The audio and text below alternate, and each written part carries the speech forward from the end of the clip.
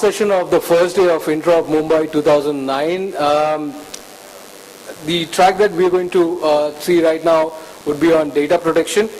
And the session chair for this track is Mr. George Jason. Now, I obviously take 2 minutes to introduce George.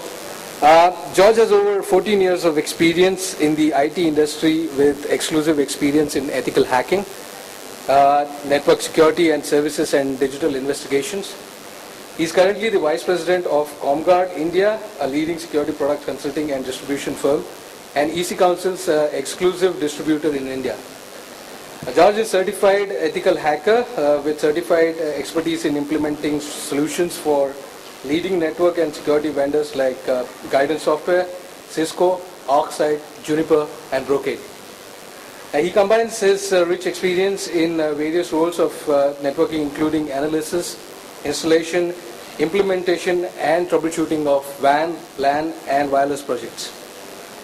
He has solved critical cases for corporates and government agencies in investigating fraud, embezzlements, and HR cases using his strong forensic skills while helping prevent many disasters relying on his core competencies, that is vulnerability assessment, penetration testing, risk assessment, and gap analysis. George brings to the table hands-on experience in teaching, implementation, strategic planning, and investigation, which have been appreciated by a growing list of clientele for over 23 countries. So I would like to invite George, and you take over. Thank you.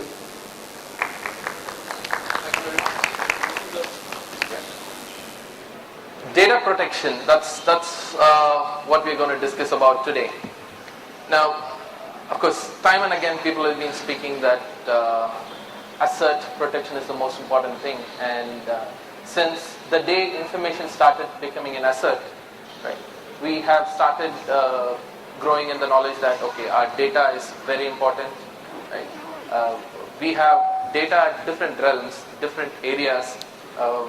It's on the move, it's stored. There's so many other ways by which data can be defined. Now, today, to talk about different aspects of data protection, we have with us three distinguished people from the industry. I'd like to introduce Maheswaran, who's the National Manager and Strategic Accounts of Websense. Right. Now, one of the complaints a lot of administrators would have received is, hey, I'm not going to be able to browse this website. That website is below. And a lot of people start cursing the admins. Right? The admins start cursing companies like Websense and say, we're not responsible, it's a policy, that's what we have to follow. Right? Now, from being just a company which has been talking about protection of browsing, or just protecting the internet, now Websense has grown leaps and bounds to offer a complete data protection. Right? So that's what Mahesh would be introducing and talking about today. Please, Mahesh.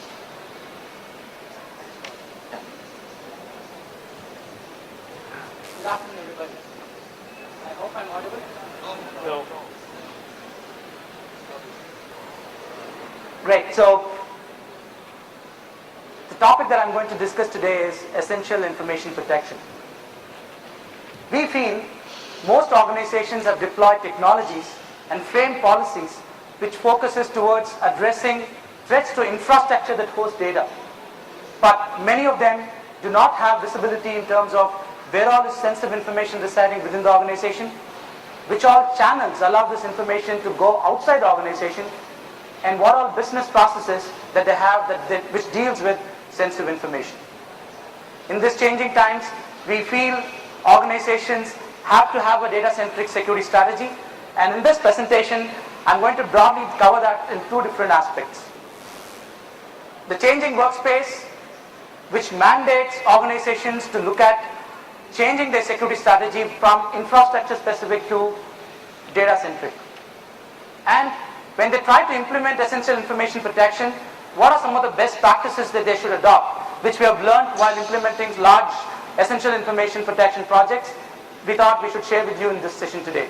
And finally, a brief overview of what Websense is, other than, of course, the interaction given by George.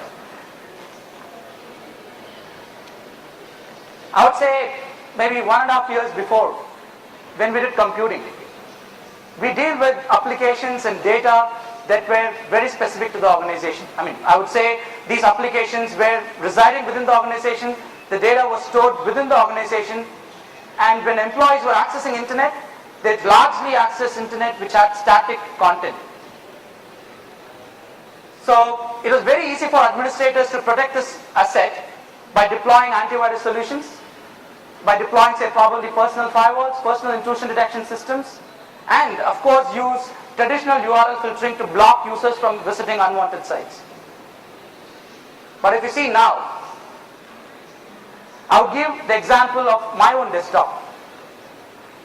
Other than the local applications and the network applications that are residing in the desktop, every time I open up my browser, the default page takes me to my iGoogle homepage.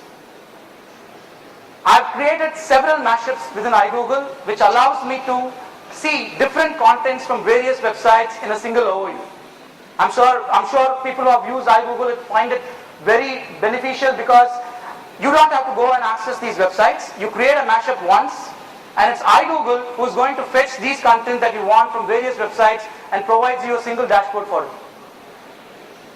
Secondly, I would consider the most critical application for us and the most important data for us as a sales organization is the sales data.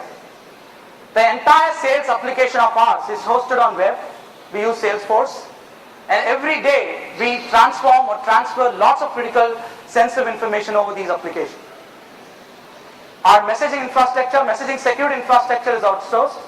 So any mail that I send or receive is scanned by a messaging security service provided by our own hosted data centers, and then the message gets delivered clean to my inbox. And if you see, I'm sure you as customers would have seen certain portions of the user community needing access to social networking sites, needing access to sites that require Web 2.0 for them to do their business effectively. R&D, marketing, HR, they would want access to these sites, and unfortunately these sites' content is decided by the user who's actually accessing it. Let's take an example of a blog.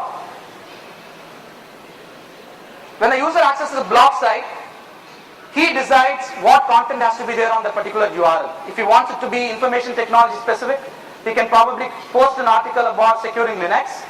But if he wants to make that URLs vulnerable with, infected with the data stealing code to capture sensitive information, he can probably infect that particular URL with a malicious code and make users visit them inadvertently. So with this changing environment, it's extremely tough for organizations by just protecting the asset and hoping that the data residing in the asset is not going to be affected. Information is going to go exponentially more outside the organization because of the changing workspace, and it also compounds administrator's job even more difficult because earlier, I'm sure we had good times where we used to work in a specific perimeter, we had specific work timings, and we used to deal with data within that perimeter only. But now, the mobile workforce for every organization is increased. It's increasing exponentially. We have also heard organizations paying an additional stipend if they prefer to work from home, and we have also seen a customer who pays an employee more if he is going to compute with his own asset rather than getting the asset from the organization.